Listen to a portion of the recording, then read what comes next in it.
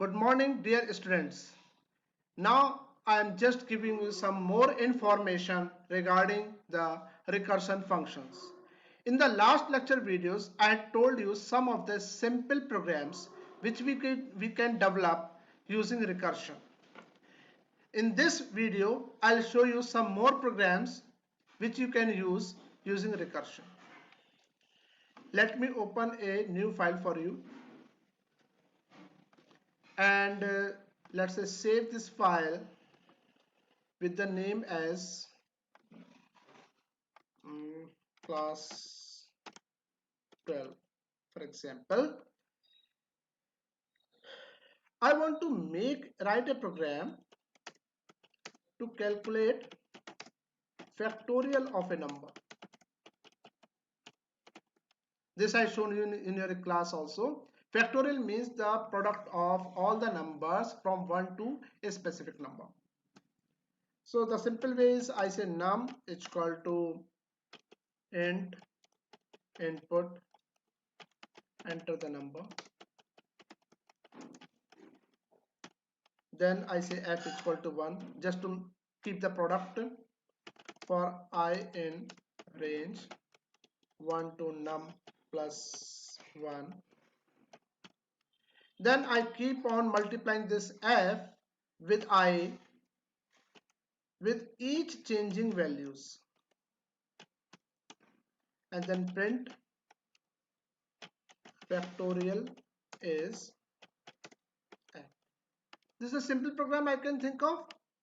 So number 5 I put factorial is 120, and if I want to make it in a function I put up def fact, let's say n.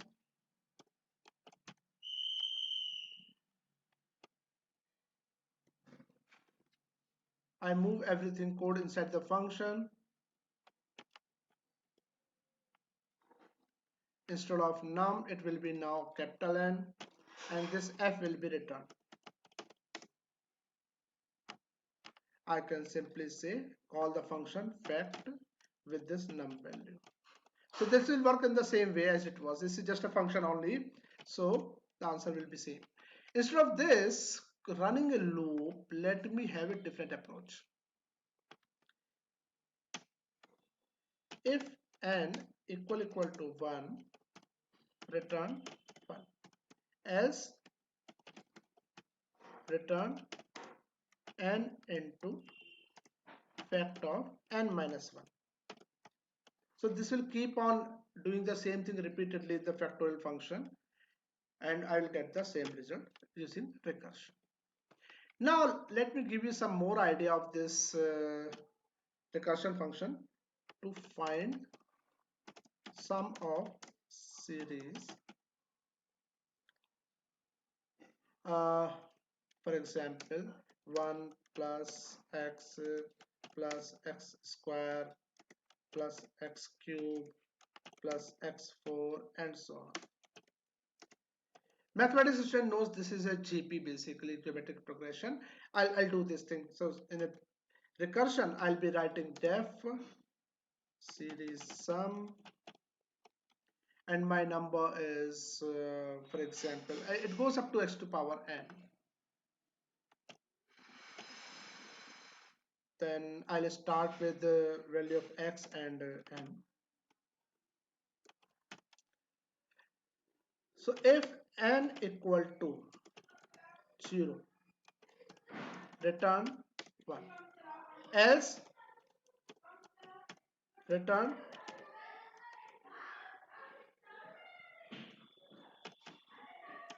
x to the power n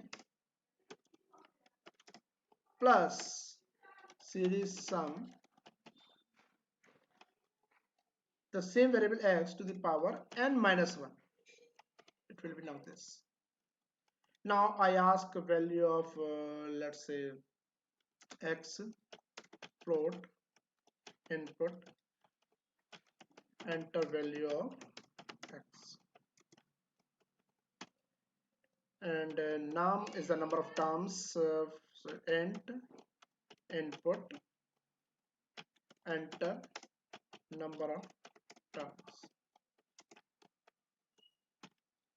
I put up this thing here, and I print sum of series is equal to, I call this function series sum.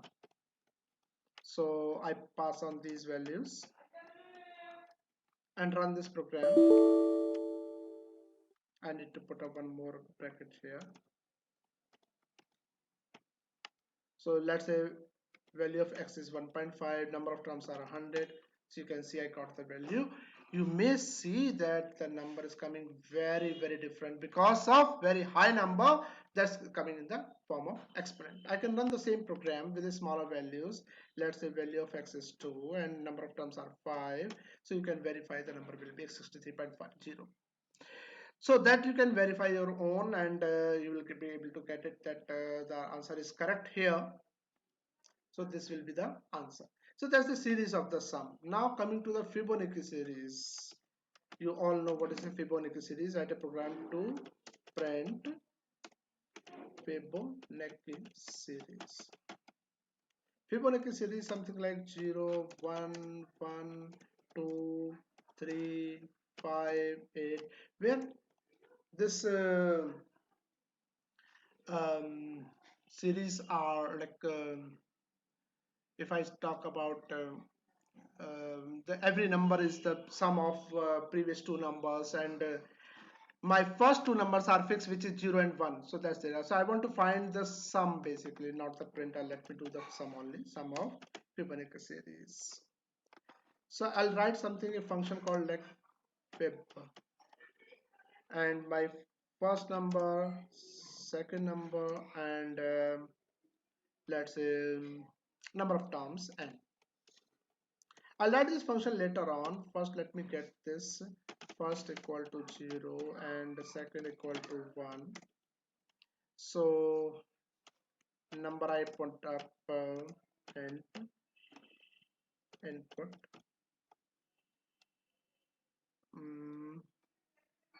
enter number of terms in the series. So now I call this function fib print sum of series is fib my first, my second number, and my number of terms. What I'll be doing here is I'll be calling this number. So if n is equal to 2, then I'll be coming up something like that, return f plus s, else return my f plus s, and we'll call the same function Fibonacci with the values separate. So my value will be now s and f plus s, and number of terms will be 1 minus. So I'll be getting this series.